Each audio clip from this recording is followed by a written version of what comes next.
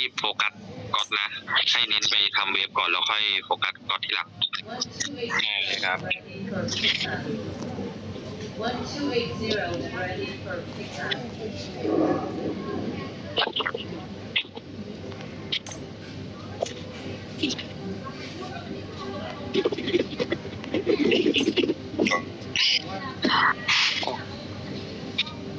บนสองอ่ะ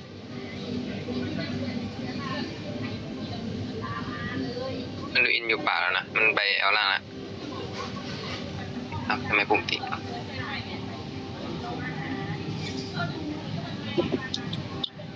จบล่าง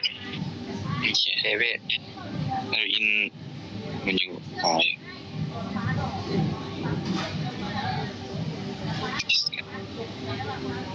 ตีตัวเล็กอ่ะ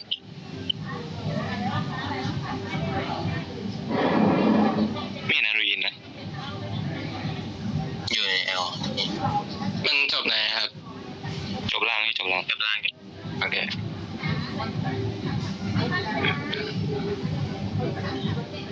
แบบผมว่ามังกรได้นะผมพาอาเชียก่อนทำแมงบูแล้ว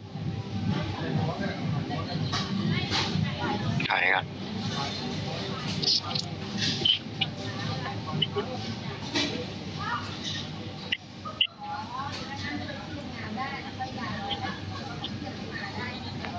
เชื่อเลยชาร์จมาเดียวไม่ต้องแหวนนะวิ่งไปเลย15เข้าแอลไว้หน่อยเดี๋ยวพี่เข้าแอลผมหน่อยดิรอผมมาก่อนนะจริงอ่ะมันสักหนึ่งแล้วไม่มีเดี๋ยวยังไม่ฟรีอีกแล้วบัตรได้ไหมเลยผมรอเดี๋ยวตีอะดูยังไหมเดี๋ยวมาได้มังกรขึ้นไปดูดาวไอ้ฟอร์ไม่ว่าน่าจะตีอยู่เฮ้ยมาบนดิไอ้ตังไปอยู่ผมไม่ได้เวทนะผมไม่มีอันเสียมีแค่ปิกนะมันจะตายแล้วเฮ้ยอะไรอ่ะโอ้โหกูจะไปโป๊กแม่งก็แทงกูพอดีเฮ้ยมีตัวโดดมานะเว้ยเรือมาโดดมาตัวเนี้ยแล้วสองนะนี่เชื่อได้ปะเฮียเลยจะหลุด8 ปีอ่ะแทงบัวปะมาดูมันได้ปะมันดูตามไปดูนันตีมีอันตีละคือแบบเอาเลือดมันได้ปะพี่เอาเลือดมันเฉยก็ได้ถ้าไม่ได้ไปเยอะตัดไปมาดึงเลยไปแล้ว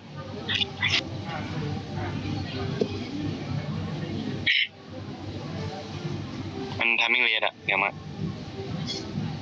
อีกรอบอยู่นะ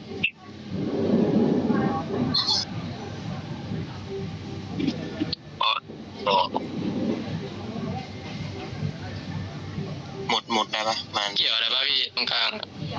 มีอันตีนะก็เข้าตรงกลาง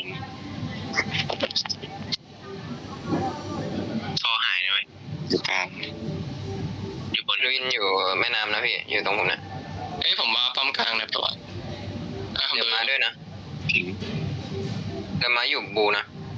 ไม่ได้อะไรวะไปแบ่งส่วนมาเอามาได้อยู่มีสิรวบอยู่มีอันตีปะอันตีดิเนี่ยมากิ้งแล้วนะพี่กิ้ง2 ครั้งแล้วไม่มีปีกวายพอวัดไปมันแตะแล้วลดหน่อยตายไวจริงแล้วพี่เคลียร์กลางคนหนึ่งนะพี่ได้อย่างเงี้ยมันตี30 วิอ่ะไหวเหรอวะออโต้ไม่ไหวก็ปล่อยก็ไม่ไหวโดนติดอ่ะปล่อย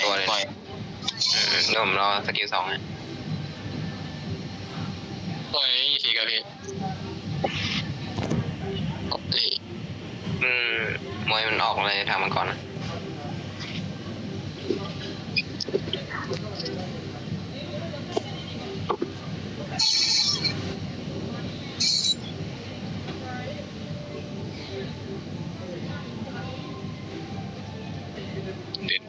อันตีแล้วนะพอวาร์ปล่าง ดี๋ยวสลับเลยนะพี่ผมกำลังขึ้นไปได้เลยเดี๋ยววางไปล่าง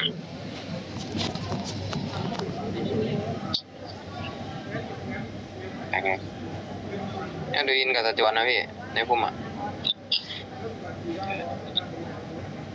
เราเคลียร์กลางก่อนมาหันมาเอามาทำข้างนะพี่ผมเอามาทำข้างง่ายกว่านะกลางแบบผมไม่ไปเกี่ยวเลยเคลียร์ล่างแล้วนะเว้ยมันติดบนนะสจวนมันไปก่อนผมนะเอ้ยตีล่างได้เนี่ยฟอลงบน4 ตัวบน4 ตัวมวยอันติดจะมาเคลียร์กลางไว้ได้ปะรอรับบนช่วยต้องรอรับล่างวะไม่เอาแม่งดิพี่รอขัดอ่ะผมตีแล้วปล่อยมาอันตีละมวยต่อเห็นปะที่ฟอยพอแรกแล้วมาสี่ดักอยู่นะพี่อยู่ตัวเลยดักอ่ะตีฟอร์ลำมังกรไอ้เดินคู่กับป่านะอยู่บนนี่มาปิดได้ปะเป็นมาช่วยนะได้ปะเห็นหนูแล้วอ่ะตายวะไอ้มวยอะไรเอาผมออกกลางเดียวก็ได้นะจริงคน3 ตัวนะนี่ก็ได้พี่ต้องรอรับล่างวะไปอยู่นะเคลียร์กลางเลยได้ครับได้โอ้ยมันอัดวะต้องรับพี่มาอยู่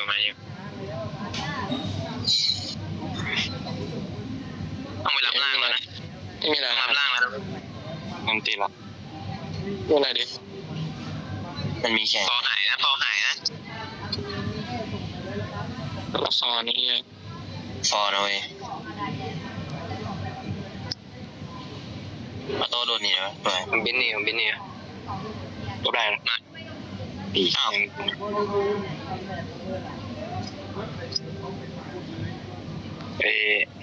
อยู่นั่นนะมันอยู่สะพานใช่ไหมกลับไปรีนะ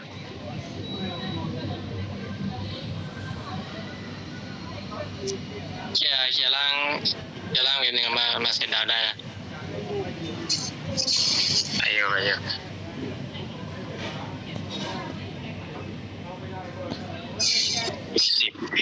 เมนติยังไม่มีรังอ่ะโอ้บนแม่งเฮ้ยเกียร์ต่อเนี่ยตัวเดียวไม่มีฟิกเดียวกันอะไรอยู่นะจะนิ่ง1 วิอ่ะเอาดูว่าอันตีเอาได้เช็คกลางคนหนึ่งครับแบ่งเลยพี่ได้ง่ายตัวหน้าก็จะเข้าไม่ต้องช่วยตีก็ได้ผมตี2 คนกับโบไวอยู่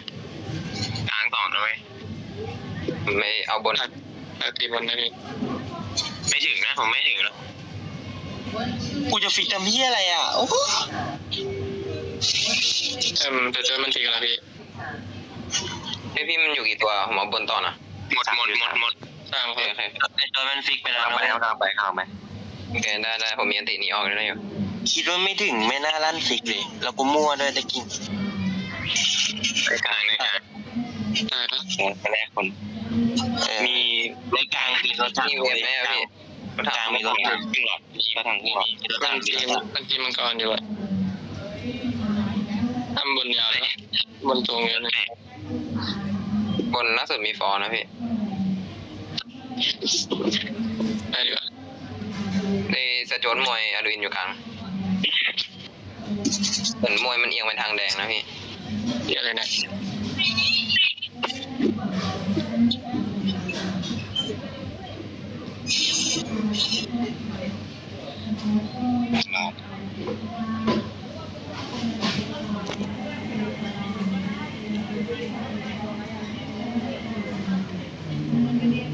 แบ่งมาดูบนได้ปะผมเข้ากลางให้ได้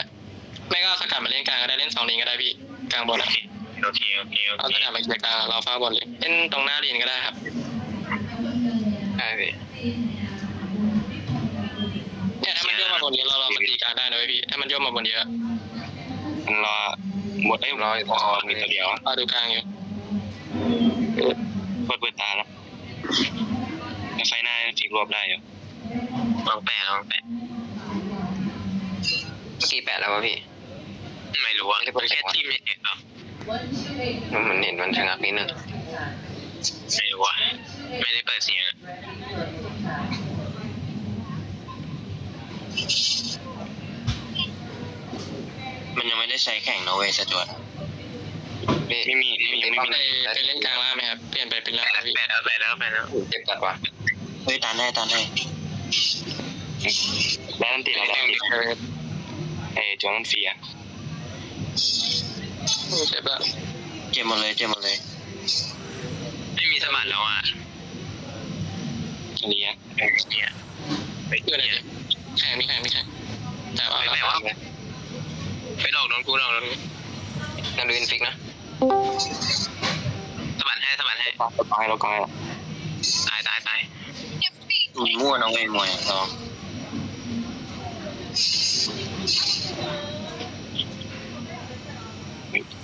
ยังจะมาต่อยโดนกูอีกสัก พี่จะปิดไหวปะไปตายวะ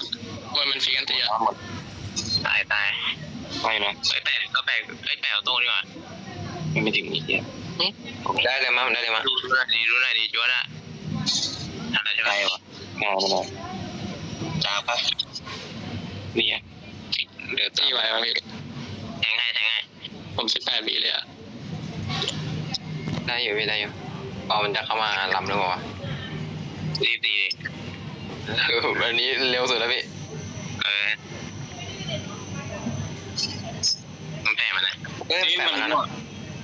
ได้กูจะตายแล้วต้องออกแล้วด้วยได้ผมไม่อยู่แล้วนะถอยเลยตีมันก่อนนะพี่มาเราตีได้หรือไม่ไปอยู่มันตี20 วินะมันเปิดเลยนะบูนเกิดนะยากว่ะขอ ตี เลี้ย ก่อนก็ได้พี่โอ้ทำบนได้นะเว้ยตอน57ก็ได้พี่ไม่ต้องทำบนก็ได้ครับเอาเล่นกลางเลยไปปล่อยดาวเอาล่างนะทางนั้นแหละเดี๋ยวรอทำล่าง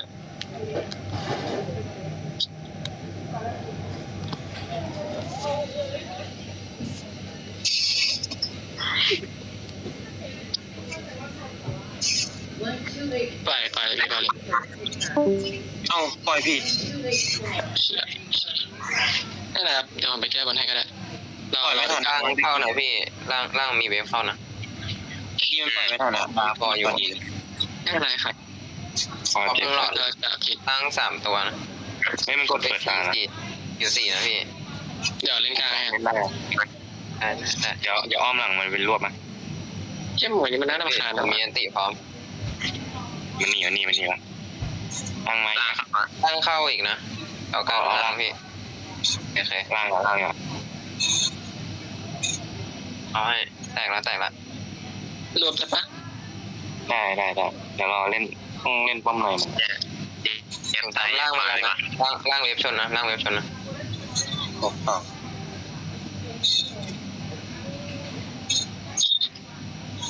ตายปะไม่ตายเราจะปะตายพี่เจ๊สะบัดนะเว้ยมันอยู่นอกบ้านลึกไปพี่ลึกไปเราออกยากจังเลยเหี้ยอ้อยเนี่ยไอ้สัสพี่ดึงกลางหน่อยนะผมเอาล่างก่อนเอาล่างก่อนจะตายแล้วนะคุณต้องตีแล้วนะโอเคพี่ได้ล่างแล้วถอยเลย ผมถอยนะผมถอยยาวจับเปล่าผมรออยู่บัวพี่ไปฟอร์บูแล้วมันอะไรเดียวจะออกได้อยู่แล้วพี่ชิวไม่มีอะไรฟอร์อยู่ล่างอ่ะผมรับล่างนะ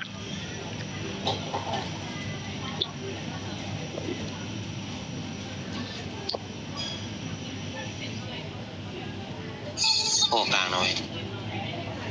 ก็มันทำล่างอีกเวฟหนึ่งอ่ะ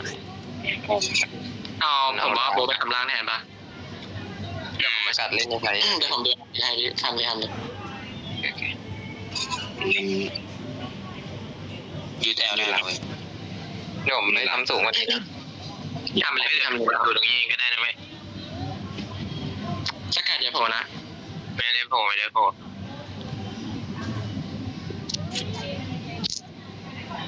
น่าจะมีตัวเห็นผมแล้วนะ เฮ้ยแทงจะเล่นบอกสัตว์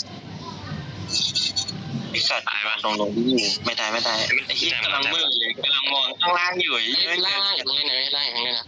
เรียมันเปิดตาไปแล้วนะเว้ยมันเปิดตาไปแล้ว จ่ายเยอะอยู่นะตุ๊กไม่อยู่เมื่อกี้มีตัว เล่น ปิด ได้นะเว้ยเล่นได้อยู่นะมันเปิดตาไป มันยังติดกลางอยู่เลยถ้าแทงต้องรีบแทงครับมีอัน ปิดหลังได้ไหม เออ เฮ้ยจวดมีแล้วแล้วไม่รู้ยินจะตายนะจะตายมีฟิกว่ามา โอ้ มีผมเล่นต่อตาย เล่นบนปะ บนถอยไปแล้วนะ ไปเล่นบนก็ได้พี่ตัดวานแม่งเลยเฮีย